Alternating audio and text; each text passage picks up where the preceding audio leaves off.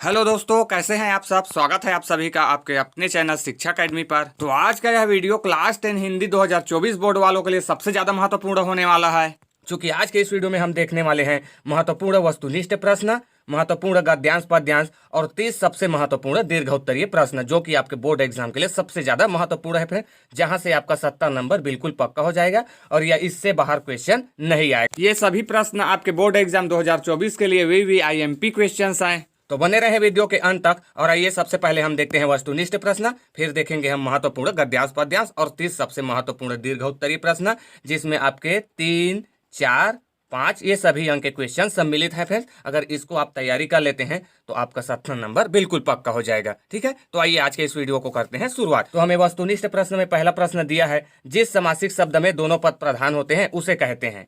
जिस समासिक शब्द में दोनों पद प्रधान होते हैं उसे कहते हैं। उसे क्या कहते हैं? ऑप्शन ए में हमें द्विगु समास, ऑप्शन बी द्वंद्व समास, ऑप्शन सी कर्मधारय समास या ऑप्शन डी बहुब्रीहि समास।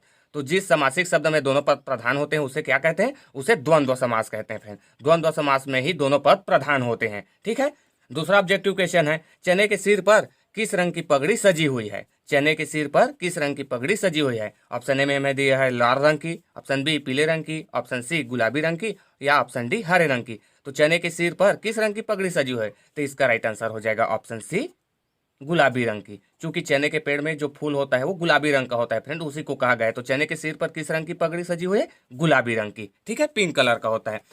तीसरा प्रश्न है, सक्कारा के पिरामिड है। सक्कारा के पिरामिड, ऑप्शन ए में है घुमावदार, ऑप्शन बी गोलाकार, ऑप्शन सी सीढ़ीदार और ऑप्शन डी बेलनाकार। तो सक्कारा के पिरामिड कैसे हैं? तो सक्कारा के पिरामिड सीढ़ीदार हैं फ्रेंड। सक्कारा के पिरामिड कैसे हैं? सीढ़ीदार। प्रश्न 4 है, माटी वाली बुढ़िया थी। माटी वाली बुढ़िया थी, ऑप्शन ए में हमें दिया हरिजन, ऑप्शन बी रामजन, ऑप्शन सी भूमिजन, ऑप्शन डी पिछड़ा मन। तो माटी वाली बुढ़िया कैसी थी? तो इसका राइट आंसर हो जाएगा ऑप्शन ए हरिजन फ्रेंड। माटी वाली बुढ़िया थी हरिजन। ठीक है, आइए इसी प्रकार नेक्स्ट पांचवा वस्तुनिष्ठ प्रश्न है, बालारूढ़ शब्द का सही अर्थ है। बालारूढ़ शब्द का सही अर्थ क्या है? ऑप्शन ए में हमें दिया है डूबता हुआ सूरज, ऑप्शन बी उगता हुआ सूरज या ऑप्शन सी चलता हुआ सूरज या ऑप्शन डी जलता हुआ सूरज। तो बालारूढ़ शब्द का सही अर्थ क्या है? बाला धन रू, यानी कि उगता हुआ सूरज। ऑप्शन बी हमारा सही हो जाएगा। बालारूढ़ शब्द का सही अर्थ क्या है? उगता हुआ सूरज। प्रश्न 6 हमें दिया है, घिसा पाठ किस विधा में लिखा गया है? घिसा पाठ किस विधा में लिखा गया है? ऑप्शन ए में हमें दिया है आत्मकथा, ऑप्शन बी जीवन वृत्त, ऑप्शन सी संस्मरण और ऑप्शन डी रेखा चित्र। तो घिसा पाठ किस विधा में लिखा गया है? तो इसका राइट आंसर हो जाएगा ऑप्शन डी रेखा चित्र में फ्रेंड। प्रश्न 7 हमें दिया है, तुहिन शब्द का सही अर्थ है। तुहिन शब्द का सही अर्थ है। तो तुहिन शब्द का क्या अर्थ है? ऑप्शन ए में हमें पानी, ऑप्शन बी जल, ऑप्शन सी ओस और ऑप्शन डी द्रव। तो तुहिन शब्द क्या अर्थ है? तो इसका राइट आंसर हो जाएगा ऑप्शन सी ओस फ्रेंड। तुहिन शब्द का क्या अर्थ है? ओस। तुहिन मतलब ओस। प्रश्न 8 हमें दिया है, शब्द शक्ति के मुख्य भेद कितने होते हैं? शब्द शक्ति के मुख्य भेद कितने होते हैं? ऑप्शन ए में हमें दिया 2, ऑप्शन बी 3, ऑप्शन सी 4 और ऑप्शन डी 5। तो शब्द शक्ति के कितने भेद होते हैं? तो इसका राइट आंसर हो जाएगा ऑप्शन बी 3 फ्रेंड। शब्द शक्ति के कितने भेद होते हैं? 3, अभिधा लक्षण व्यंजना। ठीक है, शब्द शक्ति के कितने भेद हैं? 3 भेद हैं। कौन कौन से? अभिधा लक्षण व्यंजना। ठीक है, आइए 9वां देखते हैं। 9वां प्रश्न में दिया है, मीरा के आराध्य थे। मीरा के आराध्य थे। तो मीरा के आराध्य कौन थे? ऑप्शन ए में हमें दिया है Ram, option B Krishna, option C Ganesh और ऑप्शन डी है फ्रेंड, ऑप्शन डी सरस्वती। तो मीरा के आराध्य कौन थे? तो मीरा के आराध्य थे कृष्ण भगवान थे। तो मीरा के आराध्य कौन थे? कृष्ण थे। ठीक है, आइए इसी प्रकार नेक्स्ट क्वेश्चन देखते हैं। प्रश्न 10 में दिया है, गवाक्ष शब्द का अर्थ है। तो गवाक्ष शब्द का क्या अर्थ है? ऑप्शन ए में हमें दिया हवा, ऑप्शन बी आंख, ऑप्शन सी खिड़की और ऑप्शन डी दरवाजा। तो गवाक्ष शब्द का सही अर्थ क्या है? तो गवाक्ष शब्द का सही अर्थ ऑप्शन सी खिड़की है। क्या है गवाक्ष शब्द का अर्थ? खिड़की। आइए अब महत्वपूर्ण गद्यांश पद्यांश को देखते हैं, जिसको आपको अपने बोर्ड एग्जाम के लिए तैयार करके ही रखना है। तो गद्यांश में आपको पहला, बीमारियां बहुत देखी हैं, बीमार तगड़ा हो जाता है। इसे जो बीमारी बहुत सी देखी है और बीमार तगड़ा हो जाता है, इसे को आपको तैयार करके रखना है फ्रेंड्स। और दूसरा, बाबा आदम के वनों पीछे रखा जाता था। तो इसे भी आपको तैयार करके रखना है, चूंकि आपके सीजी बोर्ड में सिर्फ 2018 में ही बस गद्यांश पूछा गया फ्रेंड, उसके बाद नहीं पूछा गया है। तो हो सकता है इस साल गद्यांश पूछ भी सकता है और नहीं भी पूछ सकता है। ठीक है, तो अगर आपको अच्छे मार्क्स लाना है तो इन 2 महत्वपूर्ण गद्यांश के साथ साथ आपको अपने मन से भी कोई 2-3 गद्यांश याद रख लेना फ्रेंड, ठीक है। और अगर नहीं चाहते हो तो इसे नेग्लेक्ट भी कर सकते हो, ठीक है। ये उतना भी इंपॉर्टेंट नहीं है, चूंकि इस साल आपके बोर्ड एग्जाम में पूछा जा भी सकता है और नहीं। तो अगर आपको अच्छे अंक लाना है तो आपको इन दोनों के साथ साथ अपने मन से 1-2 और अपने स्टडी मटेरियल से याद रख लेना, ठीक है। तो गद्यांश सिर्फ यही दोनों है और अपने मन से कोई 1-2 और याद रख लेना। आइए महत्वपूर्ण पद्यांश देखते हैं। पद्यांश आपसे हर साल पूछा जाएगा, ठीक है। पद्यांश हर साल पूछा जा रहा है। तो पद्यांश में आपको पहला याद रखना है, सरिता के नीरव प्रवाह से अनुरंजित करने वाली। मोस्ट इंपोर्टेंट क्वेश्चन है फ्रेंड, मोस्ट इंपोर्टेंट पद्यांश है जिसको आपको याद तैयार करके रखना है। दूसरा है, निर्झर कहता है बढ़े चलो, निर्झर यह झर कर कहता है। ये भी आपके बोर्ड एग्जाम के लिए वेरी वेरी IMP है। तीसरा है, अजहू न निकसे प्राण कठोर, दादू ऐसे आतुर वीरहिनी। इसे भी आपको अपने बोर्ड एग्जाम के लिए तैयार करके रखना है फ्रेंड। फिर चौथा है, बसो मोर नैनन में नंदलाल, भगत बछल गोपाल। बसो मोर नैनन में नंदलाल, भगत बछल गोपाल। ये भी आपके बोर्ड एग्जाम 2023 के लिए सबसे ज़्यादा महत्वपूर्ण यही है, ठीक है। तो इसे भी आपको तैयार करके रखना है, किसी भी तरीके से आपको अपने नंबर को कटने नहीं देना है, ठीक है। तो सभी को तैयार करके रखिए। और पांचवा है, अमल धवलगिरी के शिखरों पर बादल को घिरते देखा। ये बादल को घिरते देख चैप्टर का क्वेश्चन है फ्रेंड, जो कि मोस्ट इंपोर्टेंट है और ये लगभग बादल को घिरते हुए चैप्टर से आ रहा है, ठीक है। तो इन पांचों पद्यांश को आपको तैयार करके रखना है, ठीक है। अब आइए देखते हैं महत्वपूर्ण 30 प्रश्नों को जिसको आपको 100% तैयार करके रखना है, ठीक है। तो पहला प्रश्न है, प्रश्न 1, छायावाद किसे कहते हैं, इसकी विशेषताओं को लिखिए। मोस्ट इंपोर्टेंट क्वेश्चन है फ्रेंड, लगभग ये हर साल पूछा जा रहा है, ठीक है। तो इससे आपको तैयार करके रखना है। क्या क्वेश्चन है, छायावाद किसे कहते हैं और इसकी विशेषताओं को लिखना है आपको, ठीक है। तो छायावाद किसे कहते हैं और इसकी कम से कम 2 से 3 विशेषता याद रख लेना फ्रेंड, कम से कम 3, ठीक है। छायावाद और इसकी 3 विशेषता, ठीक है। प्रश्न दूसरा है, मधुलिका की 3 मानवीय दुर्बलताओं का उल्लेख कीजिए। मधुलिका की 3 मानवीय दुर्बलताओं को आपको उल्लेख करना है फ्रेंड। तो ये भी मोस्ट इंपोर्टेंट क्वेश्चन है जो कि आपके बोर्ड एग्जाम 2023 के लिए, तो इसे भी आपको तैयार करके रखना है। प्रश्न 3 है, सुवन नृत्य के समय टोकनी में भरे धान के ऊपर सुआ रखने का क्या अर्थ है, जो कि मोस्ट इंपोर्टेंट और वेरी इजी क्वेश्चन है फ्रेंड, ठीक। तो सुवन नृत्य के समय टोकनी में भरे धान के ऊपर सुआ क्यों रखा जाता है, मोस्ट इंपोर्टेंट क्वेश्चन है, इसे भी आपको तैयार करके रखना है। प्रश्न 4 है, बांध, सड़क आदि सरकारी निर्माण कार्य होने पर स्थानीय लोगों को कौन कौन सी समस्याओं का सामना करना पड़ता है। मोस्ट इंपोर्टेंट क्वेश्चन है फ्रेंड, इसे भी और बहुत सरल है, ठीक है। तो इसे भी आपको बोर्ड एग्जाम के लिए तैयार करके रखना है। प्रश्न 5 है, प्रयोगवाद किसे कहते हैं। प्रयोगवाद किसे कहते हैं, इसकी विशेषताएं लिखिए। तो प्रयोगवाद किसे कहते हैं और इसको भी आपको कम से कम 2 से 3 विशेषता याद रखना है, ठीक है। प्रयोगवाद किसे कहते हैं और इसकी 2 से 3 विशेषता। प्रश्न 6 है, वीर नारायण सिंह को अपने पूर्वजों से कौन कौन से गुण प्राप्त हुए थे। तो फ्रेंड्स, आपको वीर नारायण सिंह को अपने उसके पूर्वज से क्या क्या गुण प्राप्त होते हैं इसको आपको बताना है, ठीक है, जो कि मोस्ट इंपोर्टेंट और वेरी इजी क्वेश्चन है फ्रेंड, ठीक है। तो इसे भी आपको पढ़ के जाना है। प्रश्न 7 है, छत्तीसगढ़ के किन्हीं 6 लोक विधाओं के नाम लिखिए। तो जो कि ये भी मोस्ट इंपोर्टेंट और वेरी इजी क्वेश्चन है फ्रेंड, आपको छत्तीसगढ़ के किन्हीं 6 लोक विधाओं के नाम लिखना है, ठीक है। प्रश्न 8 है, भक्ति काल की विशेषताएं लिखिए। ये भी मोस्ट इंपोर्टेंट क्वेश्चन है। भक्ति काल से तो क्वेश्चन आपको आना ही चाहिए, चूंकि भक्ति काल से क्वेश्चन पूछेगा, ठीक है। तो भक्ति काल की आपको कम से कम 3 से 4 विशेषता याद रख लेना है, ठीक है। इसी प्रकार प्रश्न 9 है, प्रश्न 9 दिया है, लेखिका ने ईश्वर की तुलना बूढ़े आदमी से क्यों की है, लिखिए। तो लेखिका ने ईश्वर की तुलना बूढ़े आदमी से क्यों की है, इसको आपको लिखना है फ्रेंड्स, जो कि मोस्ट इंपोर्टेंट क्वेश्चन है, ठीक है। आइए नेक्स्ट क्वेश्चन देखते हैं। प्रश्न 10 है, वीर नारायण सिंह में कौन से मानवीय मूल्य दिखते हैं जो उन्हें अद्वितीय सिद्ध करते हैं।